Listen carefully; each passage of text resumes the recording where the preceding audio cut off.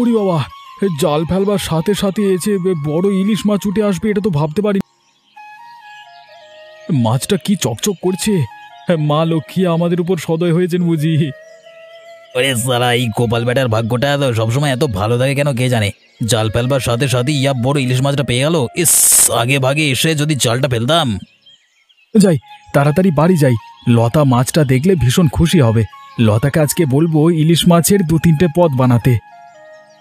গোপাল, এই মাছের জন্য তুই পস্তাবি। আজকে এই জালের জন্য তুই এত ভালো মাছ পেয়েছিস, জালটাকে আমি নষ্ট করে দেব। নদী থেকে উঠে তাড়াতাড়ি পা চালাই।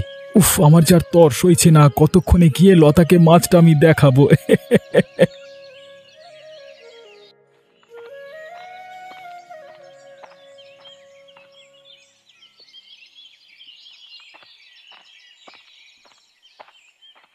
এই দেখো লতা, তোমার জন্য কি নিয়ে এসেছি। কি এমন নিয়ে এসেছো দেখাও দেখি তো। তোমার জন্য নদী থেকে সকাল সকাল বড় সড়ো একটা ইলিশ মাছ এনেছি, দেখো। ও মা, কত বড় ইলিশ মাছটা! আজ তো তাহলে জমিয়ে ভুড়ি বোঝ হবে। আরে অনেকদিন ধরে ইলিশ মাছের পাতুরি খেতে ইচ্ছে করছে আজকে, তাই ইলিশ মাছের পাতুরিটা বানাও না লতা। আচ্ছা, তুমি যাও স্নান করে আসো, আমি মাছটা কেটে কুটে রান্না বসাচ্ছি। কি ভালো গন্ধ ছেড়েছে গো, তোমার হাতের জাদু আছে বলতে হবে।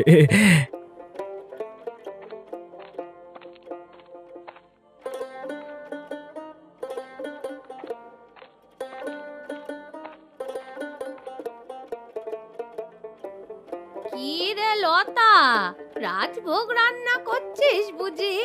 এত ভালো গন্ধ বের হচ্ছে, পুরো গ্রাম ছেয়ে গেল। কার জন্য এত ভালো ভালো আয়োজন হচ্ছে শুনি? না গো বুড়িমা, কেউ আসবে না।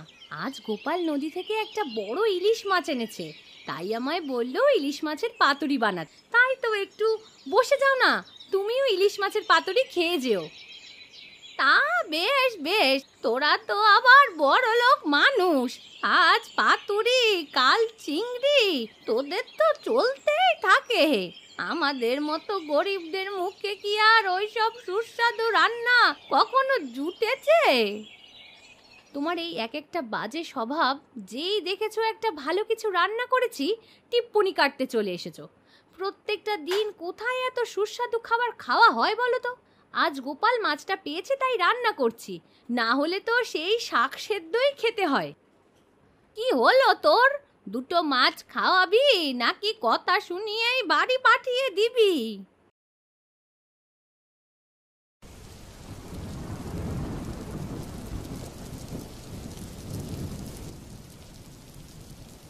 কিরে খগেন, তোকে কখন আসতে বলেছি? এদিকে তো বিকেল গড়িয়ে সন্ধে হয়ে গেল, তোর এখনো আসবার সময় হলো? না মোড়ল মশাই, একটু কাজের ফাঁকে ফেসে গেছিলাম, তাই আসতে একটু দেরি হলো। সে তুমি কত মহৎ কাজ করো সেটা আমার জানা আছে। ঠিক আছে, ছাড়ো সব। আজকে গ্রামে কিছু হয়েছে? কি আর বলবো মোড়ল মশাই, গোপালের যা ভাগ্য, ওকে দেখলে আবার হিংসে হয়। আগের দিন আমি নদীতে জাল ফেলছিলাম, কয়েকটা ছোট ছোট মাছ ছাড়া কিছু পাইনি, আর এদিকে গোপাল আজকে জাল ফেলতে ইয়া বড় একটা ইলিশ মাছ পেয়ে গেছি। গ্রামে কি হয়েছে সেটা বল, ওসব শুনে লাভ নেই। গোপালের জন্যই তো সব হয়েছে মোড়ল মশাই। ওই ইলিশ মাছ বাড়িতে এনে গোপাল ইলিশ মাছের পাতুরি বানিয়ে খেয়েছে, পুরো গ্রামে তার গন্ধ ছড়িয়ে পড়েছে। কি বলছিস এসব? গরিব ছোট লোকেরা আবার ইলিশ মাছের পাতুরি রান্না করতে জানে নাকি? এই গোপালের বউ লদা রান্না করছিল, আমি তো এও শুনেছি যে ওই রান্নার সুগন্ধ নাকি পুরো গ্রামে ভরে আছে আর কি। না না, আমি এই গ্রামের মোড়ল, আমার বাড়ির থেকেও ভালো রান্না অন্যের বাড়িতে হচ্ছে, এটা তো মেনে নেওয়া যায় না। আপনি বিশ্বাস করুন মোড়ল মশাই, গোপাল ভালো মানুষ সেজে থাকে, কিন্তু ও যে বিরাট বজ্জাত, জেনে শুনে আপনাকে নিচু করবার জন্য এত সুস্বাদু রান্না করিয়েছে। গোপালের এত বড় সাহস! দাঁড়া, ওর ব্যবস্থা করছি। ওর ভালো মানুষই আমি বার করে দিচ্ছে। আচ্ছা শোন, এখন থেকে গোপালের পেছনে লাগবি, ঝগড়া করবি, এবং একটা কথা বললে তুই 4টে কথা শুনিয়ে দিবি, ঠিক আছে? তারপর কেউ যদি কিছু বলে তাকে আমি দেখে নেব, ঠিক আছে?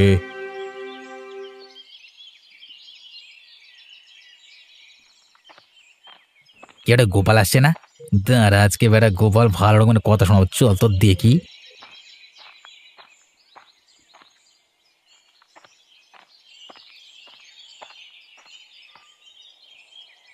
আরে খগেনদা, যে কোথায় যাচ্ছ বিকেল বেলায়? আমি আর কোথায় যাব, একটু বেরোলাম হাওয়া খেতে। তা তুই কোথায় যাচ্ছিস?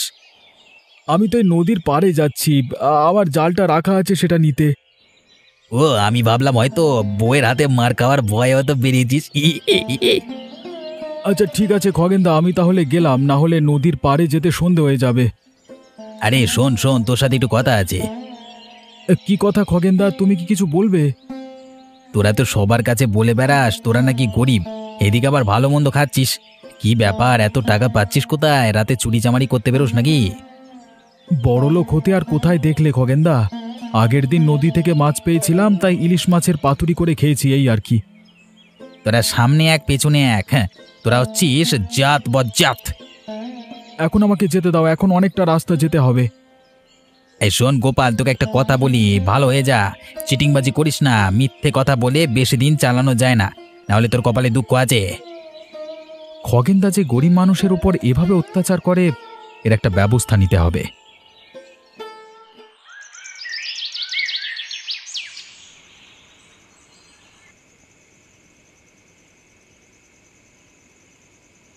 কিরে গোপাল, বাড়ি আছিস?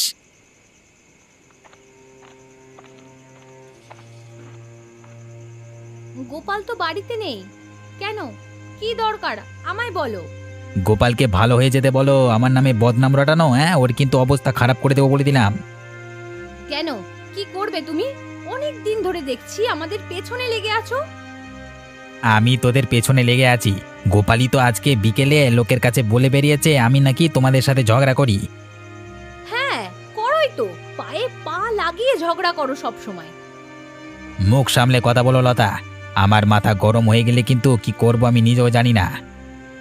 তুমি তো শুধু গরিবদের ভয় দেখাতেই জানো, আর তো কিছু পারো না। তাছাড়া নিজের তো কোনো দম নেই, মোড়ল মশাইয়ের দমেই চলো। কি, তোমাদের এত বড় সাহস আমার নামে এমন কথা বলো? সত্যিই তো বলেছি, ভুল কোনটা বলেছি? তোমরা ভেবো না আমি একা, এক রাতের মধ্যে তোমাদের আমি খতম করে দিতে পারি, মনে রেখো। সাহস থাকে তো সামনে এসে লড়ো, হুমকি দিয়ে কি হবে? তোমার দৌড় আমার জানা আছে। লতা, বেশি বাড়াবাড়ি করে ফেললে এর ফল কিন্তু তোমাকে পেতেই হবে, বলে দিলাম আমি। ঠিক আছে, তোমার যা করার করে নিও। যাও এখান থেকে, বেরিয়ে যাও আমার বাড়ি থেকে। এই অপমানের বদলা আমি সুদে আসলে নিয়ে ছাড়বো, আর তোমাদের কি করে খতম করতে হয় সেটা আমিও দেখছি।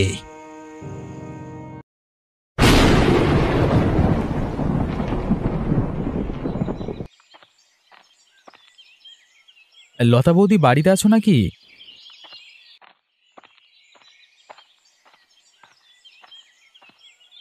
আরে পলাশ যে, কেমন আছিস? আয় আয়, ভেতরে আয়। গোপালদা কোথায়? গোপালদাকে তো দেখছি না। গোপাল তো পাশের ঘরেই আছে, তুই বস, এক্ষুনি আসছে।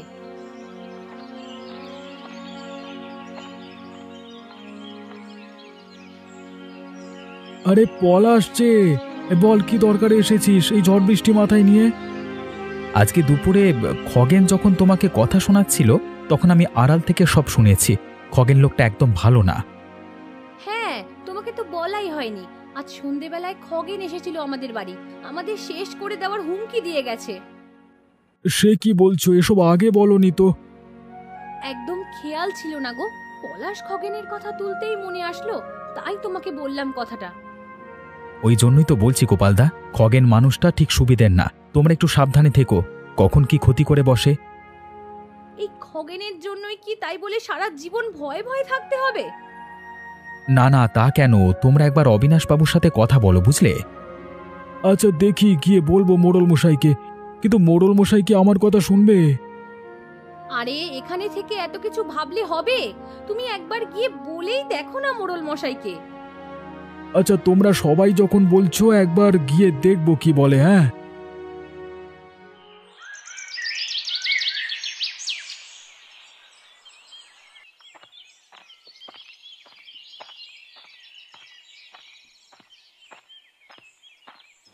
এত বছর তো হয়ে গেল, এখনো রান্না শিখলি না? গরম তেলের মধ্যে কেউ কোনোদিন জল দেয়? আমি খেয়াল করিনি মা, ভুল করে ফেলেছি। তোমার এই ভুল তো আমার সংসার ছন্ন ছাড়া করে দেবে। টাকা ইনকাম করতে তো আর গায়ে লাগে না, তাই না? সেটা বলেছি আমি একবারও, ভুল করে জলটা দিয়ে ফেলেছি, বললাম তো। তোমার দ্বারা কিছুই হয় না, শুধু অনিষ্ট করতে পারো। এমন চুপ করে দাঁড়িয়ে থাকলে কি সব হয়ে যাবে? একটা কথা জিজ্ঞেস করছি, তার তো উত্তর দিতে হয় নাকি? কিভাবে সংসার চলে?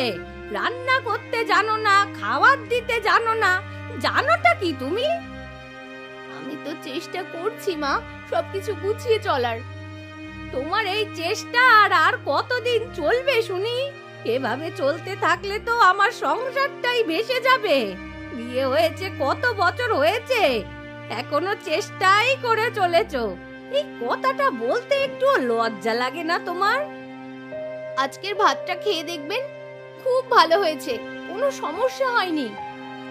তুমি কি ভেবেছো তোমার এই বাজে খাবার আমি খাবো? খেয়ে তারপরে শরীর খারাপ করবে, তুমি তো এটাই চাও।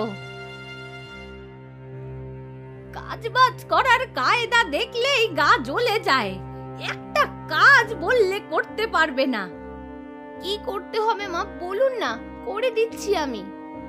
তোমার আর আমার কোনো কাজ করে উদ্ধার করতে হবে না, যাও নিজের কাজ করো গে, যাও।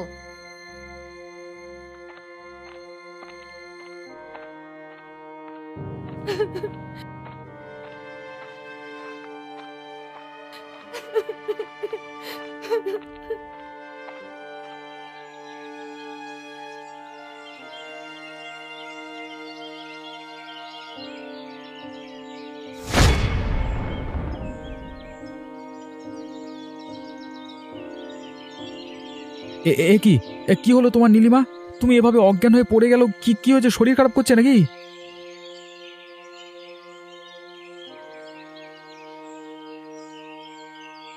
তুই কি কিছুই বুঝতে পারছিস না পলাশ? ওর গায়ে হাত দিয়ে দেখ, গা আগুনের মতো গরম হয়ে আছে মনে হয়। জ্বর এসেছে, জ্বরের জন্যই মাথা ঘুরে পড়ে গেছে।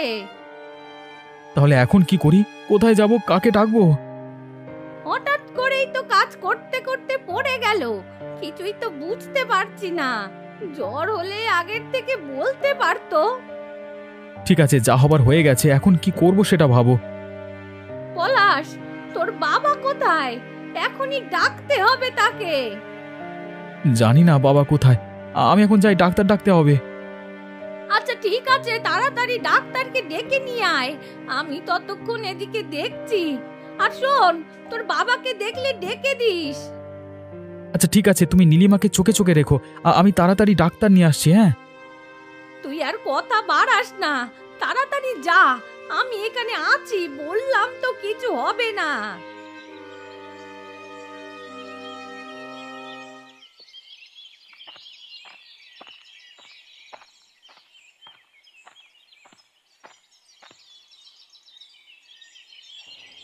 এই দেখো মা, হরিপদ ডাক্তারকে নিয়ে এসেছি।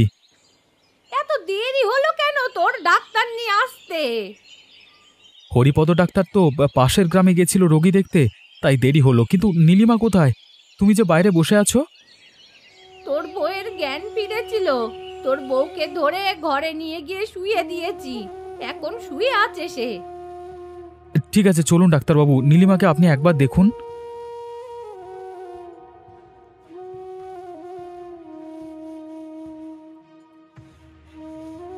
কি, এই মেয়ের তো গায়ে একদম রক্ত নেই, তা ওই জন্যই তো মাথা ঘুরে পড়ে গেছে, গায়ে বল নাই তো। এ কি বলছেন ডাক্তারবাবু? কিভাবে হলো এমন? আরে কিভাবে হলো সে আমি কি করে জানবো? ঠিকঠাক করে খাওয়া দাওয়া না করলে এমন হয়। হ্যাঁ, আর তাছাড়া এটাকে অবহেলা করলে কিন্তু বিপরীত কিছু হয়ে যেতে পারে।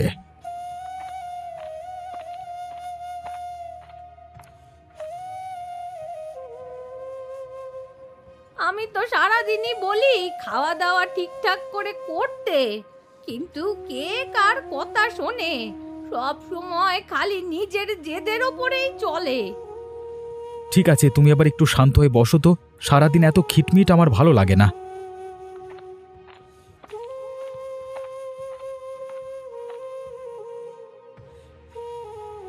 ঠিক আছে, নীলিমাকে আমরা কদিনের জন্য আমাদের বাড়িতে নিয়ে গিয়ে রাখছি, তুমি কি বলো?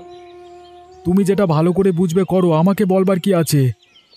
কেন, আমাদের বাড়ি কি আদর যত্নের অভাব আছে নাকি যে তোদের বাড়ি নিয়ে যেতে হবে? না না, তেমন কিছু না বুড়িমা, আমাদের বাড়িতে কদিন থাকলে একটু সুস্থ হলে আবার দিয়ে যাব। সেই এখন তো আমার বয়স হয়ে গেছে, আমার কথা তো কেউ শুনবে না। ঠিক আছে, পলাশ আছে, ওর সাথে কথা বলে দেখ ও কি বলে।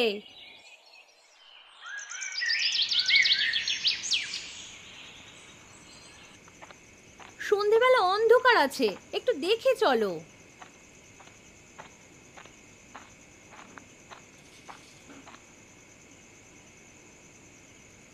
হ্যাঁ হ্যাঁ, নীলিমাকে খাটের উপর বসাও। শোনো নীলিমা, মন খারাপ করে থাকতে হবে না।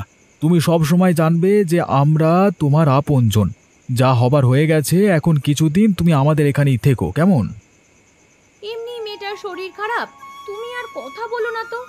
এই নীলিমা, তোমার কি খিদে পেয়েছে নাকি গো? হ্যাঁ বৌদি, একটু খিদে পেয়েছে। আচ্ছা, তবে আমি খাবারটা গরম করে নিয়ে আসছি, তুমি একটু বসো।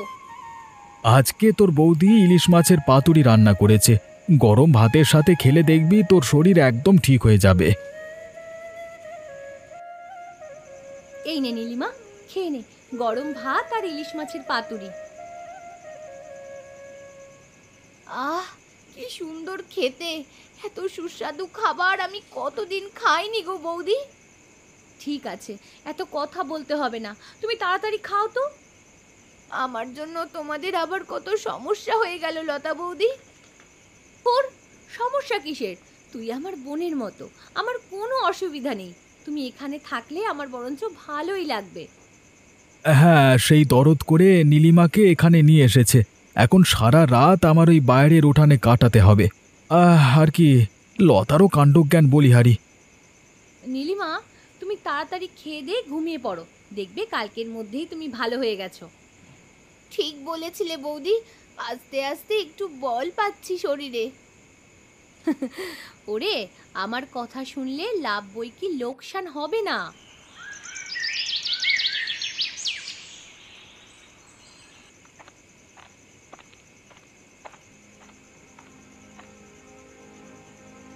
এ কি খগেন দাদা, তুমি এত রাতে আমাদের বাড়িতে এসেছো? কি হয়েছে, আমাদের পেছনে লাগতে এসেছো বুঝি? তোর পেছনে লাগতে আমার বয়ে গেছে, আমি ওসব ছোট লোকেদের মুখ লাগি না, বুঝলি? তা কি করতে এসেছো তুমি? তোর বাড়িতে নাকি নতুন অতিথি এসেছে, তাই তাকে দেখতে এসেছিলাম।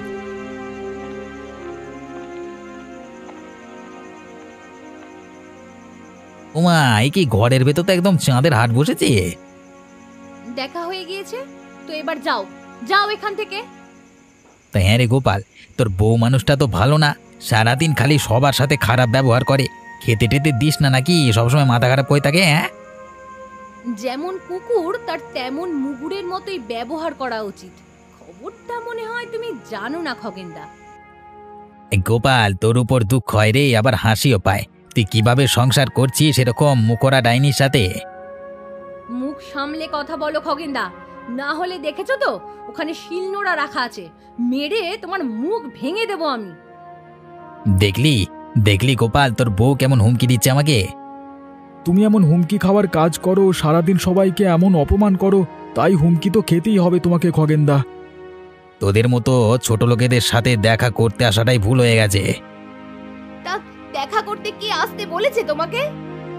এই কোনো কাজ তো পারো না, সারাদিন শাশুড়ির কাছে তো গালাগালি শোনো, তাতেও তোমার শিক্ষা হয় না, আবার আমার ব্যাপারে এসেছো কথা বলতে যত সব।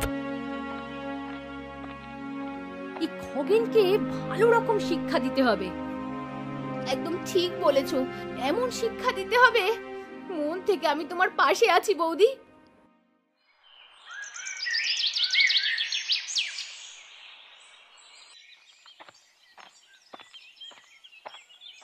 এই দেখুন মোড়ল মশাই, গোপালের বউ লতা আর নীলিমা এদিকে আসছে। আসুক না, দেখি কি বলতে আসে। আপনাকে বলেছিলাম না, কালকে রাতে আমি গোপালের বাড়ি গেছিলাম, সবাইকে অপমান করে এসেছি, সেই জন্য হয়তো আপনার কাছে বিচার চাইতে এসেছে। এতে এত চিন্তা কিসের, আমি তো আছি, আমি সব ঠিক করে দেব।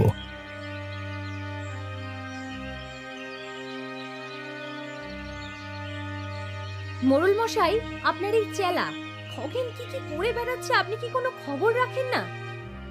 কেন, খগেন আবার কি করেছে যার জন্য তোমরা সকাল সকাল চলে এসেছো? আপনার নাম ভাঙিয়ে আপনার চেলা গ্রামের গরিবদের উপর অত্যাচার করে তাদের অপমান করে। তোমরা মনে হয় ভুল শুনেছ। খগেন এমনটা কখনো করতেই পারে না। খগেন এমন করতে পারে কি না করতে পারে তার প্রমাণ আমরা নিজে। মানে কি বলতে চাচ্ছ, খুলে বলো তো। খগেন প্রতিনিয়ত আমাদের পেছনে লাগে। তার থেকে বড় কথা হলো, কাল রাতে খগেন আমাদের বাড়িতে গিয়ে আমাদের সবাইকে ছোট লোক বলে অপমান করে এসেছে। হ্যাঁ মোড়ল মশাই, আমাকেও এই খগেন অপমান করেছিল। আমায় বিশ্বাস করুন মোড়ল মশাই, ওরা আপনাকে মিথ্যে বলছে। আমি ওদের সাথে খারাপ ব্যবহার করিনি। তুই ওদের সাথে দুর্ব্যবহার না করলে ওরা কি এমনি এসেছে তোর নামে অভিযোগ জানাতে? এ কি মোড়ল মশাই, আপনি তো আমাকে গোপালের পেছনে লাগবার কথা বলেছিলেন। তোর জন্য আজকে আমার মুখটা ডুবলো জানোয়ার কোথাকার। আমাকে ক্ষমা করে দিন, আমি আর কখনো গরিব মানুষদের উপর অপমান করব না। আমাকেও ক্ষমা করে দাও, আমিও আর কখনো গরিব মানুষদের অত্যাচার করব না, ক্ষমা করে দাও।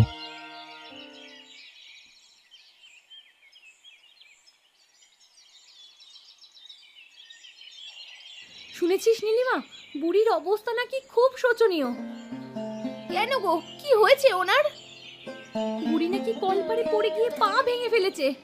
বুড়িকে এখন দেখবার কেউ নেই। তাই নাকি? তাহলে চলো একদিন তুমি আর আমি গিয়ে বুড়িকে দেখে আসি। ঠিক আছে, তাহলে আজ বিকেলেই চল।